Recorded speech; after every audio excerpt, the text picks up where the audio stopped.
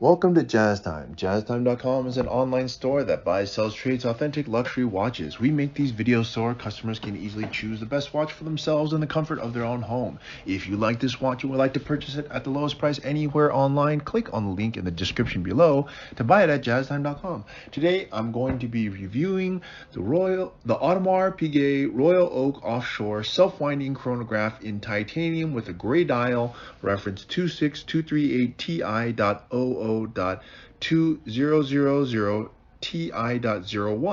aka the Beast, kind of. I'm going to talk to you about a little bit about the history of the Offshore, then tell you about where it stands in the lineup of other similar offshores, then tell you about the case bezel dial bracelet movement, finally try it on and give you my thoughts. So let's start. Audemars Piguet has been around for a very long time, like 170 years or something like that.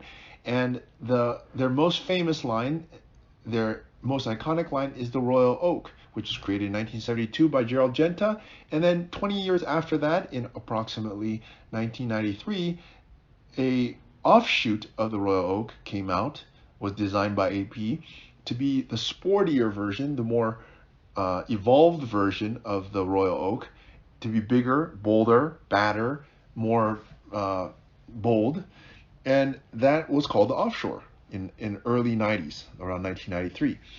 And so now it's already been 30 years, and at first when it came out, it was, of course, like everything else, it had some criticism, but it soon has gone on and it has become one of AP's best sellers.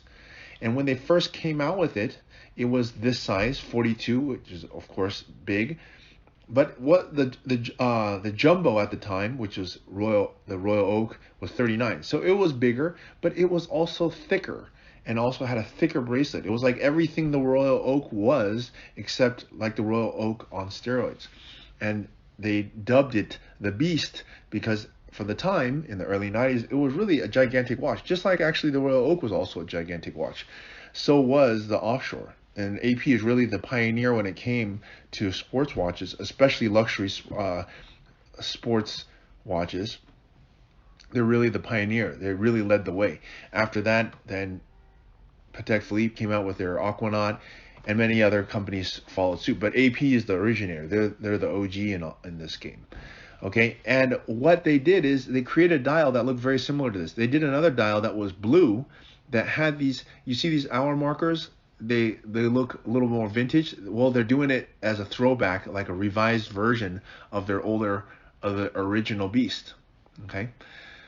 Okay, that's a little bit about the history. Now let's talk about where does this watch stand in the lineup of other similar offshores. Well, this is the titanium version. Now they make the Offshore in several different variations. They do a diver, which has no chrono. It's 42 millimeter. Then they have this, which is the 42 millimeter. It has these circular pushers in the upper right hand corner, and then they have the 43 millimeters, which has elongated sort of trapezoid pushers.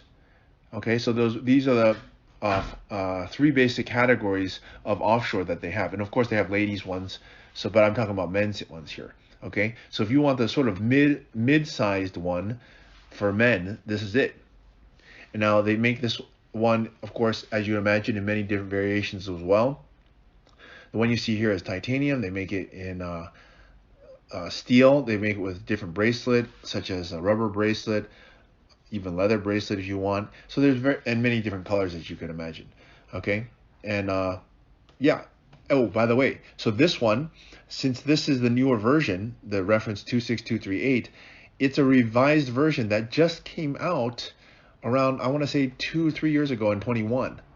Not very long ago. It's recently revised, and I'll get to what has changed from the previous generation when we start talking about the details of it.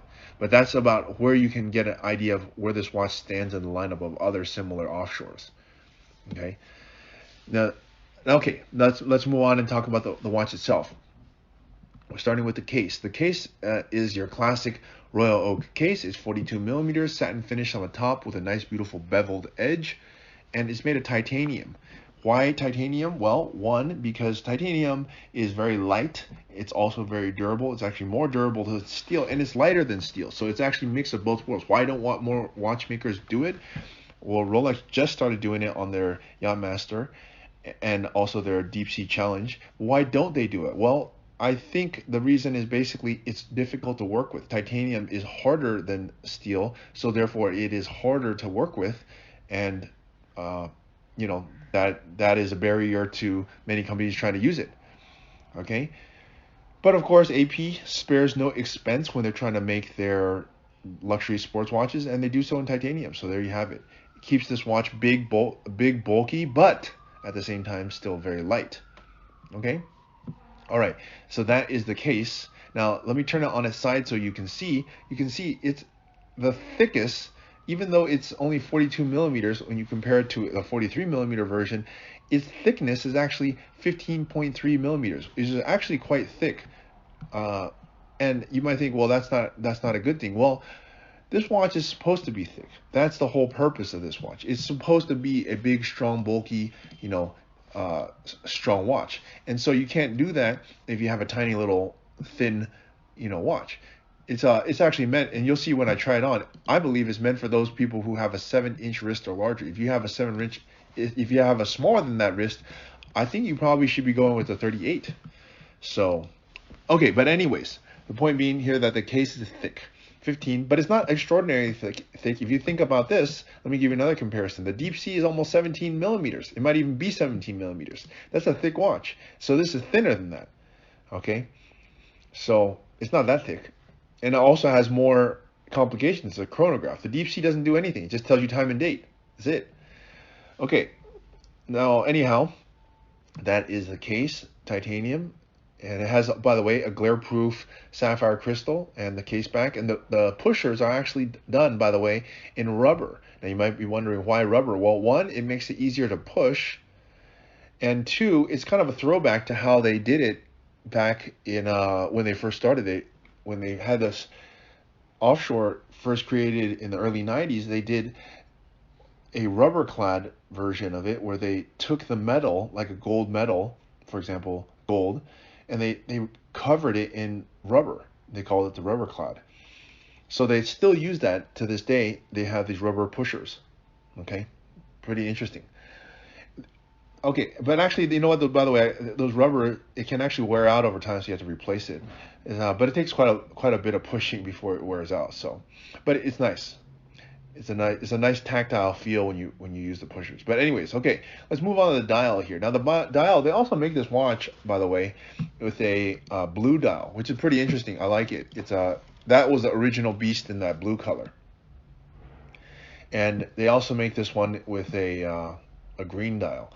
So you could do it with a green on a rubber strap, and then you could swap the strap to this bracelet too. So, but anyways, the dial that you're looking at here is great. And it has a petite patisserie pattern. Now, this is interesting because usually on the Offshore, what you have is a mega tapisserie dial.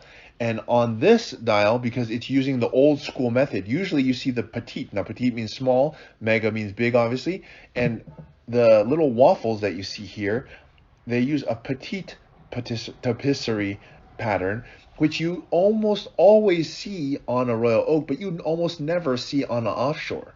So they're kind of combining that, and it's making it look more old school.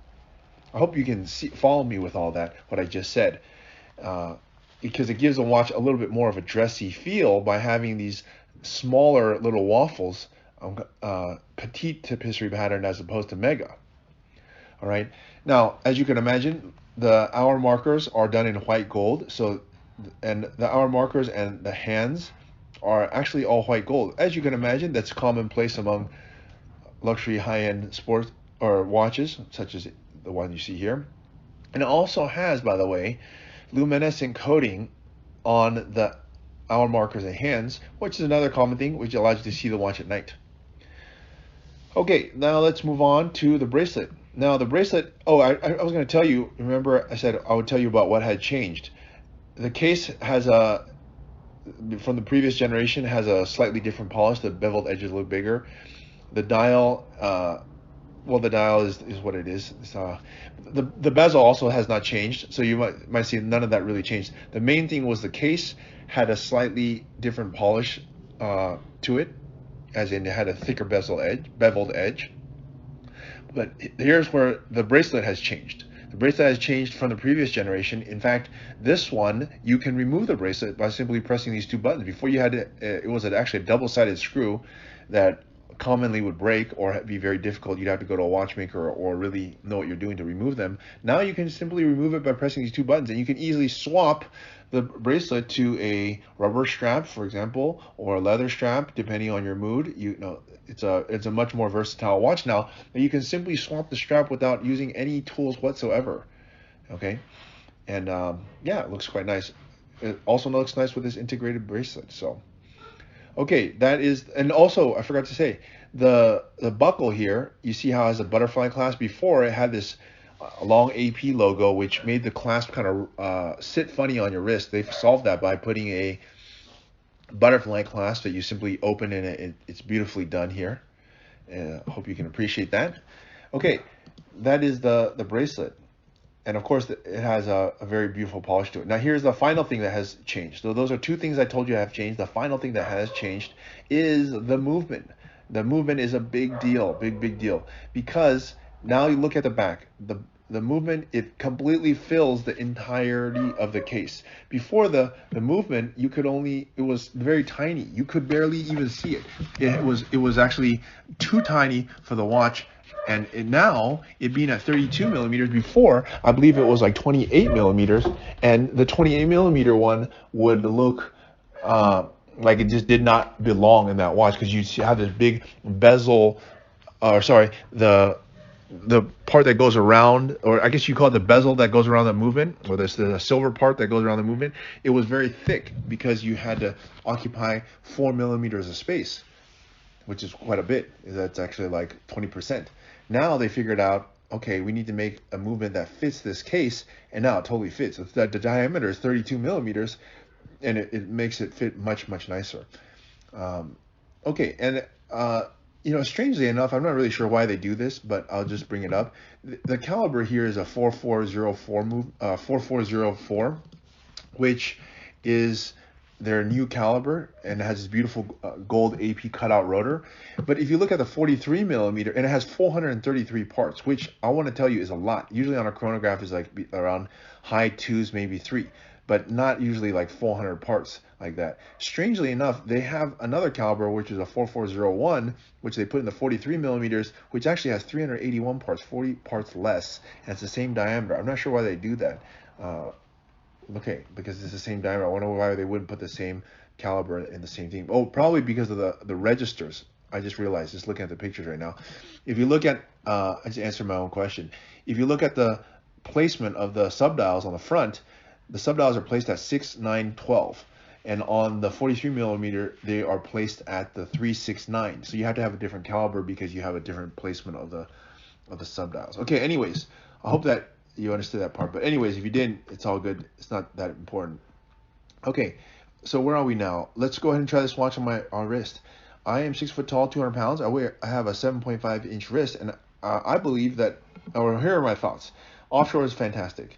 It's the second bestseller for AP. The number one bestseller is Royal Oak. Second one is Offshore. Third one is probably the Code, and the fourth one is the Concept. Concept is the fourth bestseller because it's probably the most, it is the most expensive. But the Offshore is great because it's a luxury sport. It's the only sports watch. You don't wear this watch with your suit. You wear this watch in a sporting type manner. Jeans, t-shirt, this kind of casual wear. It's a very high-end watch. But it's not so expensive, for example, like Richard Mille, which also makes sports watches. But these watches are all like, for example, this watch that you're looking at right here, it has a retail price of $46,600, and we're selling it at Jazz Time in the 30s.